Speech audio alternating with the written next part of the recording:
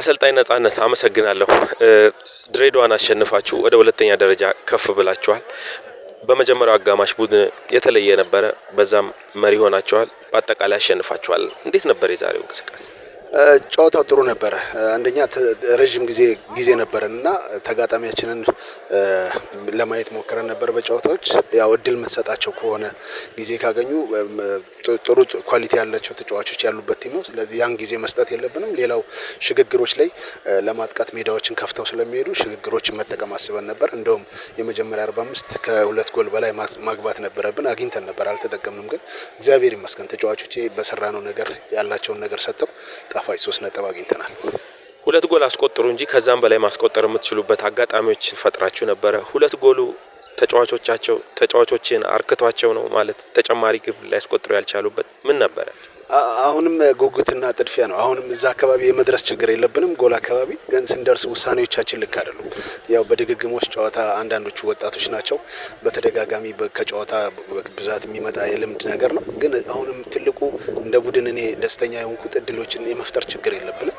ግን መጠቀሙ በሂደት የሚመጣ ነገር ነውና መጥፎ አይደለም። ግን ከረፍት በኋላ ጌም ማኔጅመንቱን ነው ሞር የመረጥ ነው። 2-0 እየመራህ ስለሆነ የገባው የጨዋታውን ቴምፖ እያቀዘቀዝን ከዛ በሽግግር የምናገኛቸውን ነገር ለመጠቀም ሞክረናል። ግን ጥሩ ነው።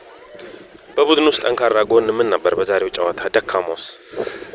ደካማው ጎን አሁን ያወራነው ነው። የተገኙ እድሎችን አለመጠቀም ነው ደካማ ጎን። ጠንካራ ጎናችን ግን የነበረን ያ ጥንካሬ ጎሎችን አናስተናግድም ለረጅም ጨዋታዎች። ያን ነገር ዛሬም ጥንካሬ ነበረን። እንደ ቡድን ስንከላከል ከኳስ ውጭ የነበረን ነገር ታታሪነቱ ሁሉ ነገር ጥሩ ነውና ያ እንደ ቡድን መጫወታችን ጠቅሞናል። ስለዚህ ያን ደካማ ጎናችንን ግን አሁንም ማረም አለብን። እሱን ለማስተካከል እንጥራለን።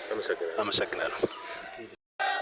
አሰልጣኝ ተረፈ አመሰግናለሁ። የመጀመሪያ ጨዋታን በጊዜያዊ ዋና አሰልጣኝነት በመራበት ጨዋታ ሽንፈት አስተናግዳችኋል። ውጤቱ ተከታታይ ሽንፈት ነው። እንዴት ነበር አጠቃላይ የዛሬው ጨዋታ? ያው ከባድ ጨዋታ ነበረ። ተዘጋጅተንበት ከመጣ ነው በተቃራኒው ነው ሄደው ያለንበት ሁኔታ ያው በእግር ኳስ ውስጥ ያለ ነገር ነው፣ የሚከሰት ነገር ነው። ነገር ግን በቀጣይ ማስተካከል እንደሚገባን ያለንን ነገር የሚያሳዩ ነገሮች አሉ። በመጀመሪያው 10 ደቂቃ ተመጣጣኝ ፉክክር ለማድረግ ሞክራችሁ ነበረ፣ ግን የመጨረሻው የሜዳ አጠቃቀማችሁ ግን ወረድ ያለ ነበር። ከዛ በኋላ ማስተካከል ያልቻላችሁበት ምክንያት ምንድነው? ግብም ማስተናግዳችኋል። ያው እንቅስቃሴውን እንዳየኸው ነው። የመጀመሪያዎቹ 10 ደቂቃ ላይ ተመጣጣኝ የሆነ እንቅስቃሴ ነበረ ስናደርግ የነበረው። ሞር ተጭነን ጎልም ስኮር አድርገን ለመጫወት ነበረ ሀሳባችን። ነገር ግን ያው እኛ ባሰብነው ልክ እንቅስቃሴው አልሄደም፣ እንቅስቃሴው አልፈቀደልንም።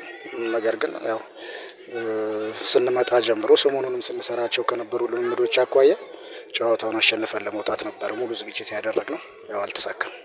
ባለፉት ተከታታይ ጊዜያት በመከላከሉ ክፍተቶች የታዩ ነበረ።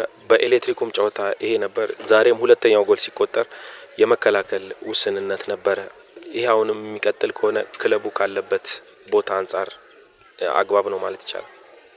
ያው በቀጣይ ማስተካከል የሚገቡን ስራዎች እንዳሉ የሚያሳየው ነገር አለ። ያው አስተካክለን ለመምጣት ጥረት እናደርጋለን። አመሰግናለሁ።